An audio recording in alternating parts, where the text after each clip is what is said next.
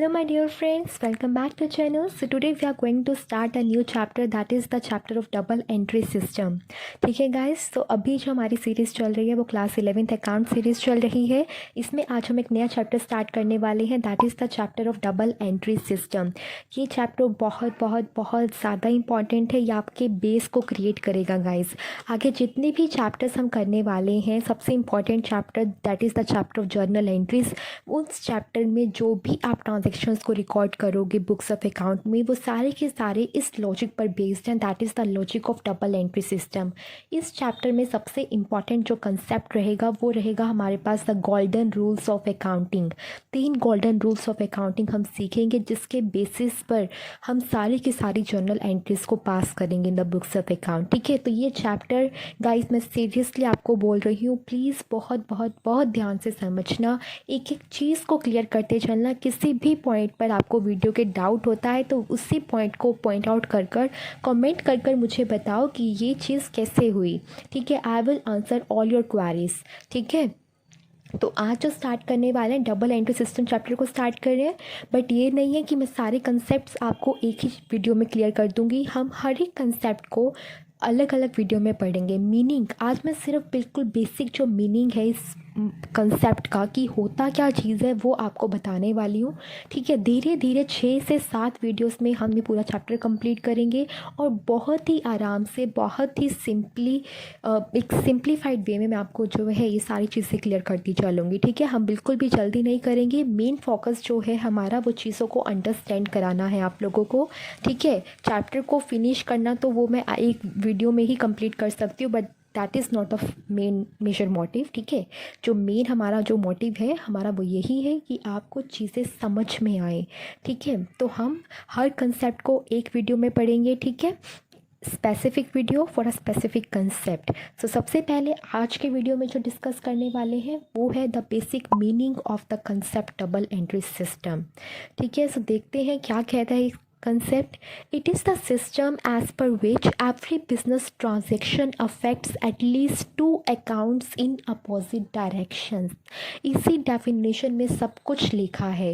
क्या कह रहे हैं, डबल एंट्री सिस्टम एक ऐसा सिस्टम है जिसमें क्या होता है कि हर एक बिजनेस ट्रांजेक्शन, ये सिस्टम क्या कहता है कि हर एक बिजनेस ट्रांजेक्शन जो है एटलीस्ट 2 अकाउंट्स को अफेक्ट करती है और वो भी अपोजिट डायरेक्शन में.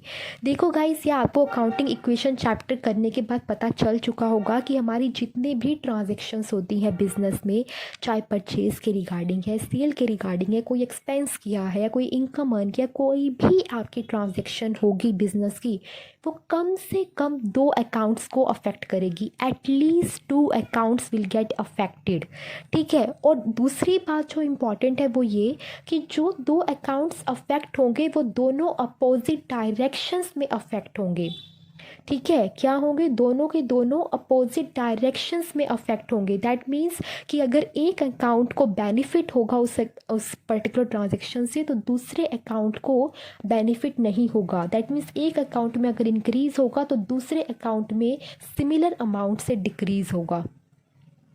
ठीक है, तो ये है हमारे पास concept of double entry system, जो ये कहता है कि हर एक बिजनेस ट्रांजैक्शन कम से कम 2 अकाउंट्स को इम्पैक्ट करेगी और दोनों अकाउंट्स जिसको वो इम्पैक्ट करेगी दोनों के दोनों को अपोजिट डायरेक्शंस में इम्पैक्ट करेगी, कि एक में अगर इंक्रीज़ होगा दूसरे में डिक्रीज़ होगा. और यही कंसेप्ट है डबल एंट्री सिस्टम का. यही 2 रीज़न्स हैं कि जिसके कारण ये बोला जाता है कि every debit has a credit and every credit has a debit. ठीक है, तो ये चीज़ें में इन चीज़ों में आपको ज़्यादा कंफ्यूज होने की ज़रूरत नहीं है. धीरे धीरे जैसे जैसे चैप्टर की तरफ बढ़ेंगे आपको सारी चीज़ें खुद पर खुद क्लियर होती चलेंगी. अभी सिर्फ जितना पढ़ा रही हूँ सिर्फ उतना फोकस करो, उतनी चीज़ समझने की कोशिश करो. ठीक है, तो मेजर जो 2 बातें बताई वो आपको याद रखनी है कि 2 अकाउंट्स इम्पैक्ट होंगे और दोनों के दोनों अपोजिट डायरेक्शन में इम्पैक्ट होंगे हर एक अकाउंटिंग ट्रांजेक्शन जो आप परफॉर्म करोगे बिजनेस में. नेक्स्ट क्या है, ऑफ दीज टू अकाउंट्स, ये जो दो अकाउंट्स होंगे इनमें से एक अकाउंट बेनिफिट को रिसीव करेगा और दूसरा अकाउंट उस बेनिफिट को इल्ड करेगा। इल्ड करने का मतलब होता है प्रोड्यूस करना। दैट मीन्स एक अकाउंट को बेनिफिट रिसीव होगा और दूसरा अकाउंट उस बेनिफिट का प्रोवाइडर होगा, उस बेनिफिट का प्रोड्यूसर होगा। ठीक है, जैसे कि मैं आपको एक एग्जाम्पल की हेल्प से बताती हूँ। यहाँ पर देखो क्या लिखा है। For example, a businessman receives ₹5,000 from Mohit. एक बिजनेसमैन है, उस बिजनेसमैन को 5,000 मोहित से मिले हैं। मोहित उस बिज़नेस का क्रेडिटर होगा अगर वो बिज़नेस को पेमेंट कर रहा है, राइट। तो 5,000 जो है मोहित ने पे किया। मुझे आप ये बताइए इस ट्रांजेक्शन्स को आपको क्या पता चल रहा है, कौन कौन से दो अकाउंट्स इम्पैक्ट होते हुए आपको नज़र आ रहे हैं। एक कैश अकाउंट, कैश आ रहा है बिजनेस में, और दूसरा मोहित अकाउंट जो कि बिजनेस का क्रेडिटर है जिसने पेमेंट की है, राइट। दो अकाउंट इम्पैक्ट हुए ना, एक कैश अकाउंट और एक मोहित अकाउंट। अब आप ये बताइए इसमें से जो रिसीवर है बेनिफिट का वो कौन है। ऑब्वियसली कैश अकाउंट है, कैश मिल रहा है, इसको तो बेनिफिट रिसीव हो रहा है। बट ये बेनिफिट दिया किसने, इसको प्रोड्यूस किसने किया, मोहित ने, राइट। तो हमारे पास हमेशा कोई भी बिजनेस ट्रांजेक्शन अगर होती है तो डबल एंट्री सिस्टम का कंसेप्ट क्या कहता है कि वो एटलीस्ट टू अकाउंट्स को इम्पैक्ट करेगा। जैसे कि इस ट्रांजेक्शन ने कैश अकाउंट और मोहित अकाउंट को इम्पैक्ट किया, और उसके बाद दोनों अकाउंट्स को अपोजिट डायरेक्शंस में इम्पैक्ट करेगा। जैसे कि एक अकाउंट को उस चीज़ का बेनिफिट मिलेगा और दूसरे अकाउंट को उस बेनिफिट को प्रोड्यूस करना होगा। ठीक है, जैसे कि कैश अकाउंट को बेनिफिट रिसीव हुआ और मोहित जो है उस बेनिफिट का जो है प्रोड्यूसर बना। ठीक है, तो ये जो है हमारे पास डबल एंट्री सिस्टम का कंसेप्ट होता है। अब जो नेक्स्ट इम्पॉर्टेंट चीज़ आती है इस कंसेप्ट में वो ये कि अब हमें ये तो पता चल गया कि हर एक बिजनेस ट्रांजेक्शन दो अकाउंट्स को इम्पैक्ट करती है और वो भी अपोजिट डायरेक्शंस में। But next major question is that कि अब हम ये कैसे डिसाइड करें कि जो दो अकाउंट्स इम्पैक्ट हुए हैं उसमें से किस अकाउंट को डेबिट किया जाए और किस अकाउंट को क्रेडिट किया जाए। क्योंकि हमने ये बात तो पढ़ी है कि हर एक डेबिट का क्रेडिट होता है और हर एक क्रेडिट का डेबिट होता है। ठीक है, तो अब हम ये कैसे डिसाइड करें कि किस अकाउंट, अगर एक ट्रांजैक्शन हो रही है और वो दो अकाउंट को इम्पैक्ट कर रही है तो किस अकाउंट को डेबिट करें और किसको क्रेडिट करें।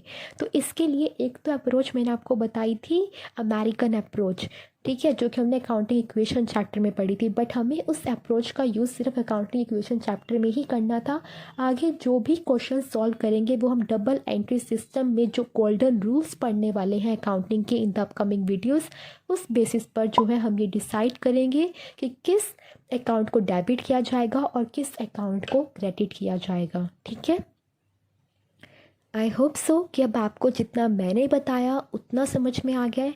ना इससे ज़्यादा मैं एक्सपेक्ट कर रही हूँ आपको पता हो, ना इससे कम मैं एक्सपेक्ट कर रही हूँ। जितना अभी तक बता दिया है स्टार्टिंग से लेकर अब तक अकाउंट्स में जो भी हो चुका है वो आपको क्लियर होना चाहिए फॉर द अपकमिंग वीडियोस, अगर आपको उन्हें समझना है। ठीक है, तो आज के इस वीडियो में सिर्फ इतना ही मैंने रखा था कि आपको जो बेसिक दो बातें होती हैं, जो दो मेन फीचर्स होते हैं डबल एंट्री सिस्टम कंसेप्ट के, कि दो अकाउंट्स का अफेक्ट होना और दोनों का अपोजिट डायरेक्शंस में अफेक्ट होना, मैंने आपको आई होप सो क्लियर कर दिया है with the help of an example. Still if you have any doubt in any area please ask me in the comment section. ठीक है, and thank you very much for watching this video. Bye bye.